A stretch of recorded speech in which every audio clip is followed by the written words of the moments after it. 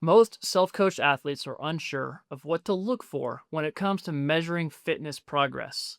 They're logging miles, showing up, putting in the work, but when you ask them whether they're actually getting fitter, they're not quite sure. The good news is the signals are already there. You just need to know where to look. And so today we're talking about three tiers of fitness benchmarks, organized by how much structure your training has and what tools you have access to.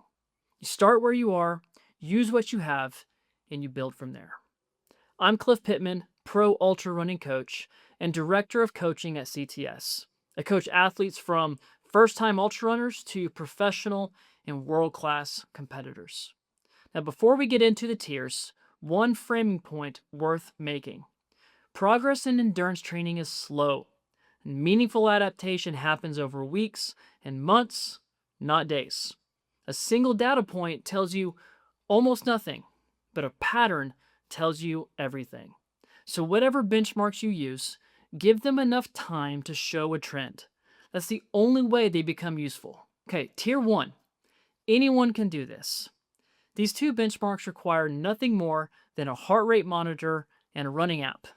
No structured training plan required. No coach required. If you're running consistently, you already have access to both of these. The first is easy: run heart rate trends over time. This is one of the most honest fitness signals available, and most athletes walk right past it.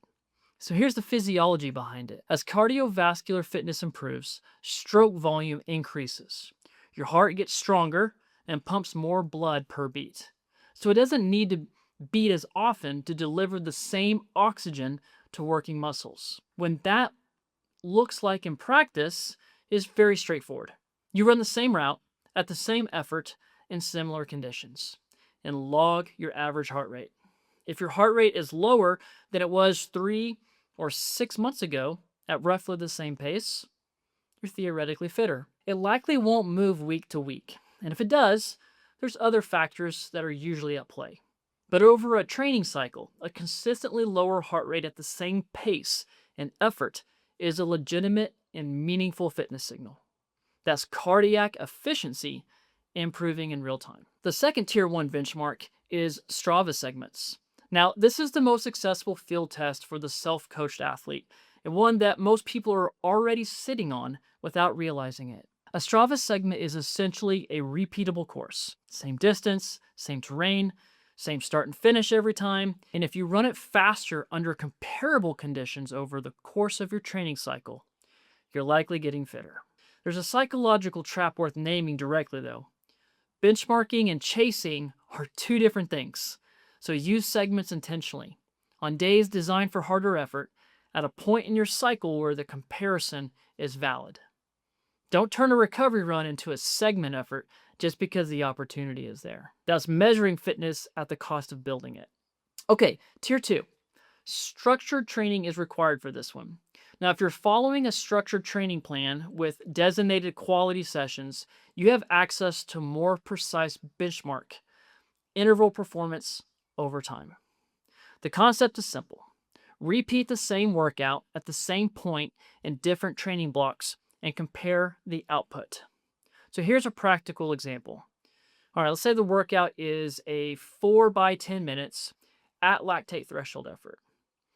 The first time you do it, your average an NGP, which is normalized graded pace, very similar to Strava's gap, of 7 minutes per mile.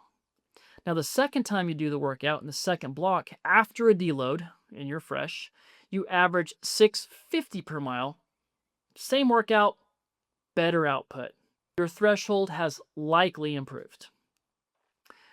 NGP accounts for elevation and terrain, making it a far more reliable comparison tool for trail runners than just raw pace alone. A few variables worth controlling here. All right, the same workout structure, similar conditions, and a similar fatigue state going in. Don't compare a workout done fresh to one that is deep into a training block when fatigue is really high. That's not a fitness comparison, it's a fatigue comparison. For more context on threshold work and how to structure it, the Training Zones video covers that in full. Okay, tier 3. Formal testing. This is the most precise benchmark on the list and the most formal. LT2, the second lactate threshold, is one of the primary determinants of endurance performance, and tracking how it changes over time is a direct indicator of meaningful fitness progression. And there are two ways you can measure it. The field test is a maximal 30-minute effort on a flat controlled surface. Your average heart rate over the final 20 minutes gives you a reliable estimate of your lactate threshold heart rate, and your average pace over the full effort approximates threshold pace. If you run the same test at similar points across different training cycles and compare the output, if approximate threshold pace improves, fitness has also improved. Now, the lab test is the gold standard. It's a blood lactate assessment. It's more precise, requires access and resources, but it gives you the clearest picture of exactly where your thresholds sit. For serious athletes, periodic lab testing across a training cycle can be worth the investment. For most self-coached athletes, the field test is sufficient and repeatable. I cover the full protocol in the Training Zones video I referenced earlier. Here's the simple message. Progress in endurance training isn't a feeling. It's a pattern of outputs measured consistently over time. You don't need all three tiers. Start with tier 1, easy run heart rate trends, and Strava segments. It gives you more information than most athletes ever act on. And if you're following a structured plan, add tier 2 and start tracking interval performance across training blocks. And if you want the most precise picture of your fitness, tier 3 gives you that. Through a field test, you can run yourself a lab assessment with sports performance facility. Whatever tier you're at, track consistently, give it time to show a trend, and compare yourself to yourself. Not your training partners, not to someone else's numbers, not to where you think you should be. The only comparison that matters is whether you're measurably better than you were. That's the whole thing. If you want to understand aerobic decoupling and how that works as long-term durability benchmark, the fourth variable, durability, video goes deep on exactly that. You can watch that one next. And if you want coaching that tracks your fitness with all three tiers as part of a deliberate training plan, visit trainright.com to connect with a CTS coach and subscribe for more coach-driven ultra running education.